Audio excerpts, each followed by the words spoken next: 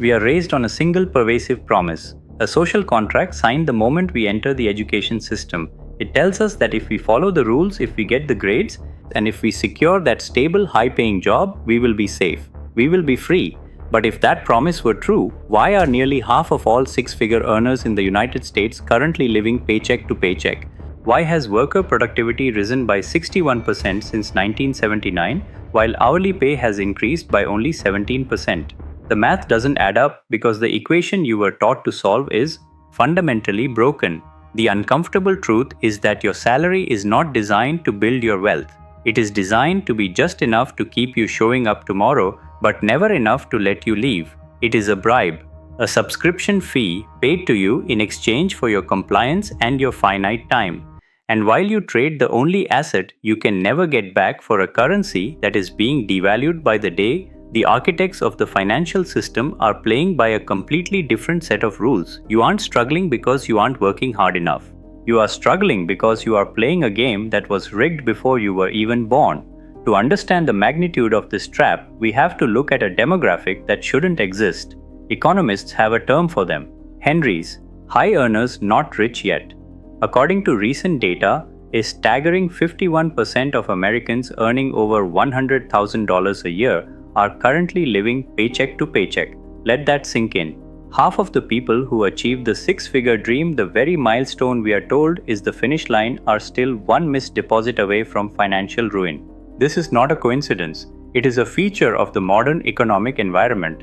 The problem isn't that you aren't making money. The problem is that your salary is being attacked from three distinct angles, creating a mathematical impossibility for wealth accumulation through wages alone. First, there is the silent erosion of purchasing power. We are often told that inflation is around 2 or 3%, but that number is a weighted average that includes cheap consumer goods like televisions and toys. When you look at the assets that actually build wealth or sustain a life, housing, healthcare, and education, the inflation rate is exponentially higher. In 1970, the median American home cost roughly 3 times the median annual income. Today, in major metropolitan areas where high-paying jobs are concentrated, that ratio has exploded to 7, 8, or even 10 times the annual wage. The finish line is not just moving, it is sprinting away from you faster than your salary can chase it. Second, we face the mechanism of tax drag. The salary system is designed to penalize distinct linear growth. As you work harder and earn more, you move into higher tax brackets, meaning the government takes a larger percentage of your marginal effort. You are trading your time, a finite, non-renewable resource, for money that is taxed at the highest possible rates. Meanwhile, capital gains, the money made by money, is taxed at significantly lower rates. This structure explicitly tells you that labor is the least efficient vehicle for building wealth. But the third angle is perhaps the most insidious because it is psychological. It is what researchers call the hedonic treadmill, weaponized by a consumer economy. The entire financial ecosystem is engineered to ensure that your expenses rise in perfect lockstep with your income. When you get a promotion, the banking system immediately offers you a larger mortgage, a higher limit credit card, and a premium lease on a luxury vehicle. They call this creditworthiness. In reality, it is a leash. By normalizing debt as a tool for lifestyle rather than leverage for investment, the system encourages you to sell your future freedom for present-day comfort. You upgrade your car, you move to the better neighborhood, and you send your kids to the private school. On the surface, it looks like success. In the ledger, it is servitude. You have simply built a more expensive cage. Now you cannot leave that job you hate because your lifestyle requires that specific salary just to service the debt. This is the golden handcuffs phenomenon. The modern corporate structure relies on this. They don't need to force you to work. They simply need to wait for you to build a life that is so expensive you have no choice but to volunteer. You become an indentured servant to your own standard of living. And the terrifying reality is that you can spend 40 years running on this treadmill, exhausting yourself, hitting every metric of success the world applauds, and arrive at age 65 with nothing but a paid-off mortgage and a body that is too tired to enjoy the freedom you finally bought. This is not a glitch in the matrix. The system is working exactly as it was designed. When I first began compiling the research for this investigation, I found myself constantly rechecking the data, convinced I had made a calculation error. I was looking at charts that tracked the financial health of the most educated, hardest working generation in history, and the trend lines didn't make sense. We are conditioned to believe that the path to wealth is linear. You study hard, you get the degree, you land the job, and the anxiety goes away. But the data reveals a terrifying anomaly. For millions of professionals, the anxiety isn't going away. It is compounding. There is a specific moment of realization that many of you have likely felt. It is that quiet panic that sets in on a Sunday evening despite the fact that you have a good job. It is the confusion of looking at a bank account that sees thousands of dollars flow in every month, yet somehow remains stagnant. When I started connecting these dots, I realized that we aren't dealing with a crisis of discipline, we are dealing with a crisis of design. For years, I bought into the narrative that if you are struggling financially, it is a moral failing. Society gaslights us into believing that if you can't get ahead, it is because you ordered too much avocado toast or didn't hustle hard enough. But when you overlay the cost of living indices against wage stagnation, that narrative collapses. I realized that the feeling of running in place isn't in your head, it is in the algorithm of the economy itself. This investigation stopped being just about numbers for me when I understood that the system relies on your ignorance to function. It relies on you blaming yourself for structural failures. It relies on you believing that the solution to a rigged game is to simply play harder. But you cannot outwork a system that is mathematically designed to absorb your surplus productivity.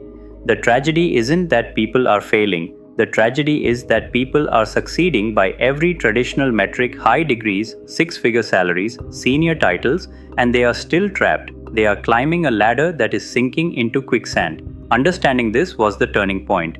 I stopped asking, how can we save more, and started asking, who built this treadmill? Because when you peel back the layers of history, you find that this modern form of wage slavery didn't just evolve naturally, it was engineered. And to understand how to escape it, we have to go back to the exact moment the rules were changed.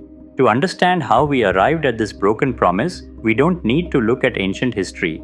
We need to look at a specific decade where three seemingly unrelated events collided to rewrite the social contract of the modern world. The year is 1970.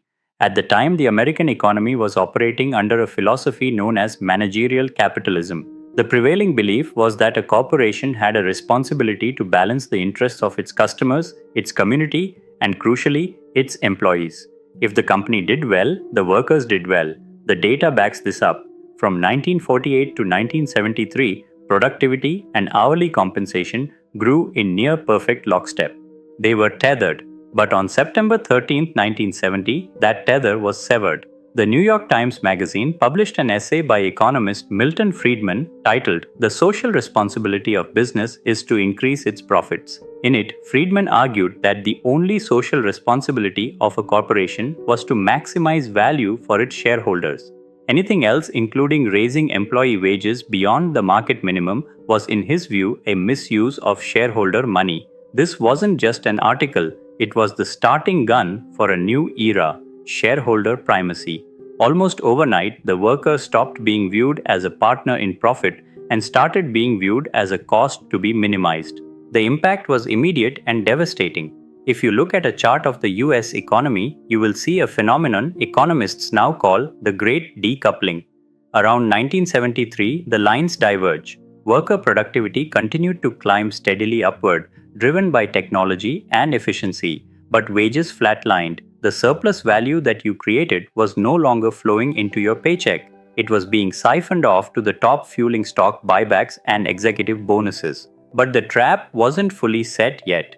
To truly lock you into this system, they needed to take away your safety net. For decades, the standard for retirement was the defined benefit pension. It was a promise. You give us your loyalty for 30 years and we will guarantee you a paycheck for life. The risk of the market was on the company, not the employee. Then came 1978. Buried deep within the Revenue Act of that year was a minor provision known as Section 401k. It wasn't designed to be a national retirement system. It was a legislative accident, a loophole discovered by a benefits consultant named Ted Benna. He realized that this section of the tax code allowed employees to defer taxes on a portion of their income. When Benna first pitched this idea, he thought it would be a nice supplement to pensions. But corporate America saw something else. They saw a golden opportunity to offload the massive financial liability of funding your retirement. Throughout the 80s, companies aggressively dismantled their pension plans, replacing them with the 401k. They rebranded this risk transfer as financial freedom. They told you that you were now in control of your own destiny. In reality, they had just transferred the risk of market crashes, inflation, and longevity entirely onto your shoulders. Ted Benna, the father of the 401k, later looked at what his creation had become and admitted, "I helped open the door for Wall Street to make even more money than they were already making." He has effectively called it a monster. By 1980, the transformation was complete. The three pillars of the trap were in place. 1. The philosophy that your wages are a cost to be cut, not an investment to be grown. 2. The decoupling of your hard work from your financial reward. 3. The destruction of guaranteed security, replaced by a gambling mechanism that forces you to keep working just to feed the market. You didn't sign up for this. You were born into a game where the rules had already been changed to ensure that labor would never again be the primary driver of wealth. If you are finding value in this breakdown and you want to ensure you never miss the strategies we use to fight back against this system, make sure you subscribe to the channel right now. We are building a community of people who refuse to be statistics, and we want you with us. Now let's look at the mechanics of the machine itself, because the 401k and the modern salary structure didn't just shift risk. They created a highly efficient extraction engine designed to siphon off your wealth long before you ever get to use it. To understand how this works, we have to look at the two silent killers that destroy the compounding potential of the working class: the tax drag and the fee skim. Let's start with the tax code.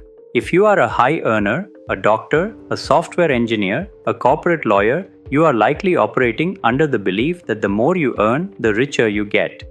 But the United States tax code is bifurcated into two distinct systems, one for labor and one for capital, and they are not created equal.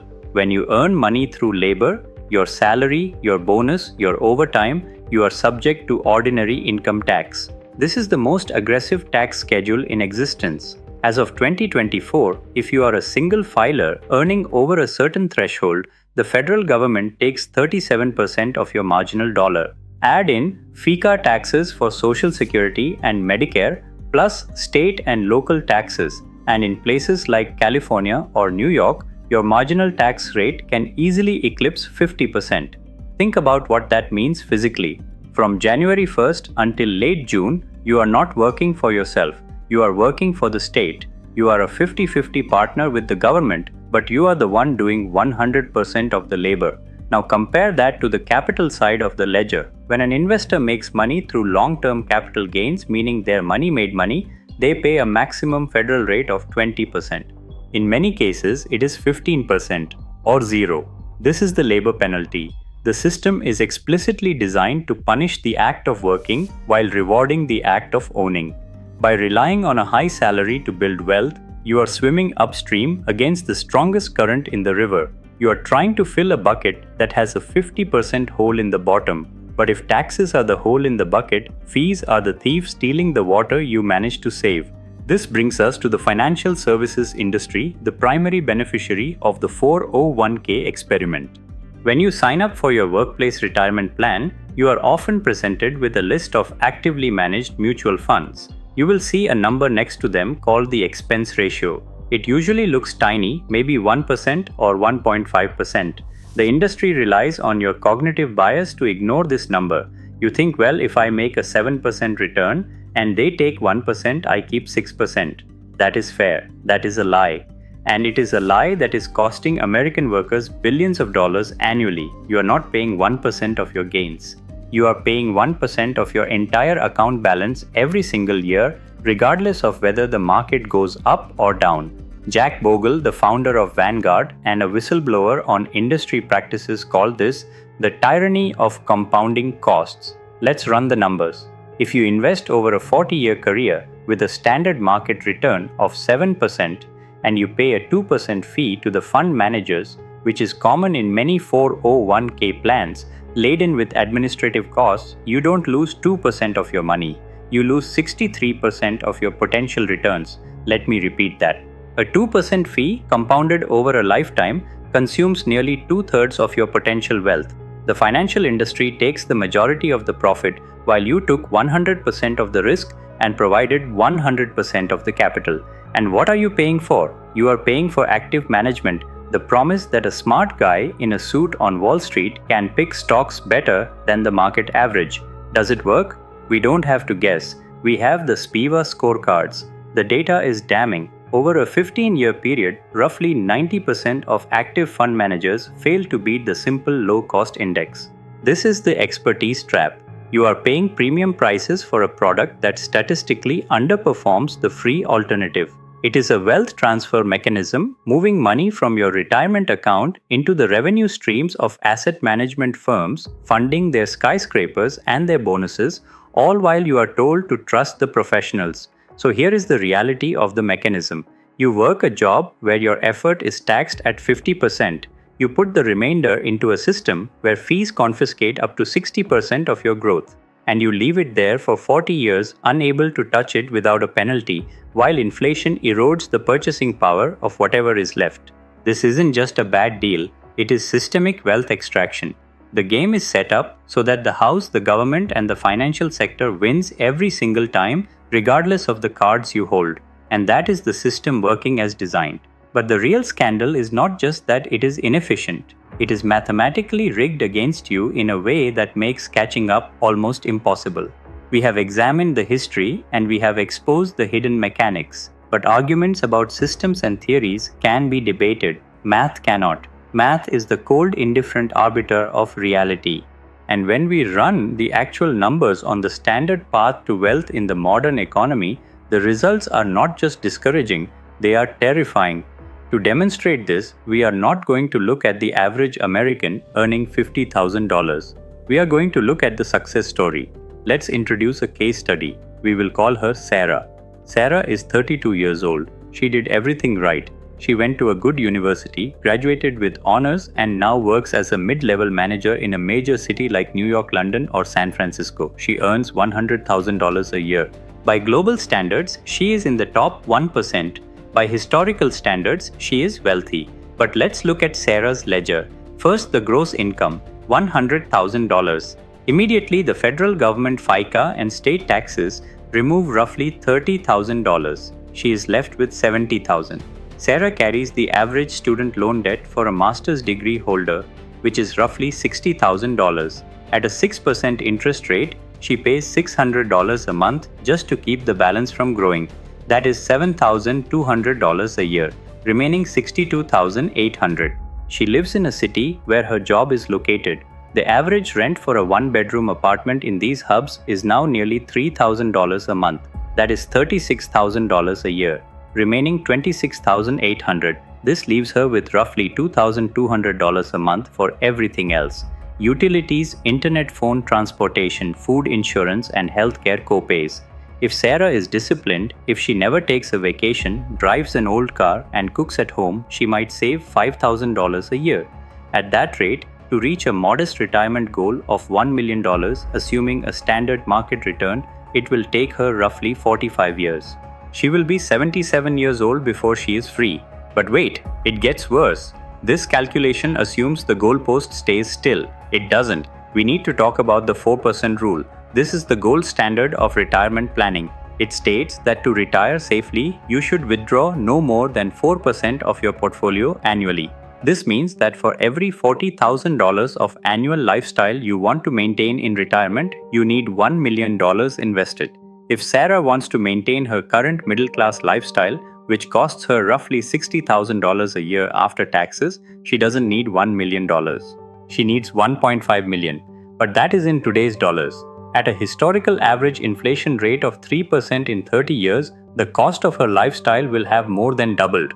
To buy the same bread, pay the same rent, and visit the same doctor, she won't need $60,000 a year. She will need $145,000. To generate that income passively, her freedom number isn't 1.5 million. It is nearly $4 million. Saving $5,000 a year Sarah will not reach financial freedom in 45 years. She will never reach it. The finish line is moving away from her faster than she can run toward it. She is on a treadmill that is accelerating. This is the Red Queen effect, running as fast as you can just to stay in the same place. But the critics will say, Sarah should just buy a house. Real estate is the key to wealth. Let's run the math on the American dream. Let's say Sarah borrows money from family for a down payment and buys a median-priced home for $500,000. She takes out a 30-year fixed mortgage at a 7% interest rate. Most people look at the price tag and think they are paying $500,000. They are wrong. At 7% interest over 30 years, the total cost of that loan is roughly $1.2 million. She pays $500,000 for the house. She pays $700,000 to the bank in interest. She has to pay for the house nearly 2.5 times. And that doesn't include property taxes, maintenance, or insurance, which generally add another 2% of the home's value annually. Over 30 years, that is another $300,000. So to own a $500,000 asset, Sarah must earn and pay out $1.5 million of her labor. Unless that home triples in value over 30 years, which is historically rare outside of speculative bubbles, she has not made an investment. She has purchased a liability that masquerades as an asset. She has anchored herself to a single location, limiting her career mobility to pay interest to a bank that creates the money out of thin air.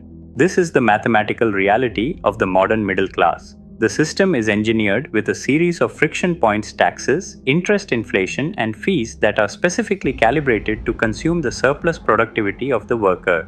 You work for the government until May. You work for the bank until September. You work for the insurance companies and the service providers until November, and you get to keep December for yourself. Is it any wonder that despite productivity skyrocketing, despite technology making us more efficient, stress levels are at an all-time high? We feel it intuitively. We feel that for every step forward, we slide one step back. Now we see the proof. The equation is unbalanced. If you follow the standard advice, go to school, get the job, buy the house, save 10%, you are mathematically guaranteed to lose. You are playing a game where the house edge is so high that winning is a statistical anomaly.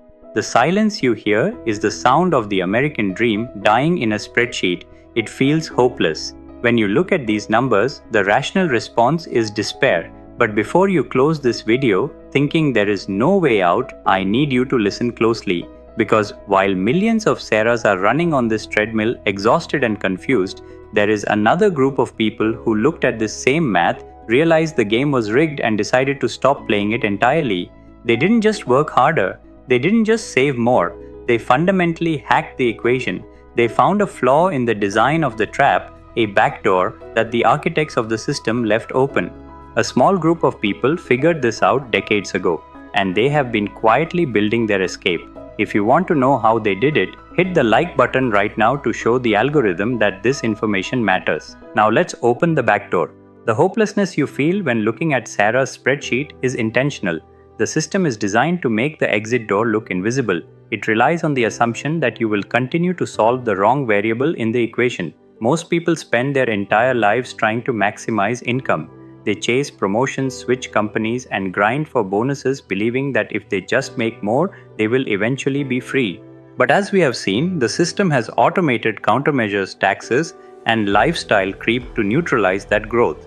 The small group of people who have successfully hacked this system, a movement often referred to as FIRE or financial independence, retire early, realize that income is a vanity metric. It doesn't determine when you can stop working.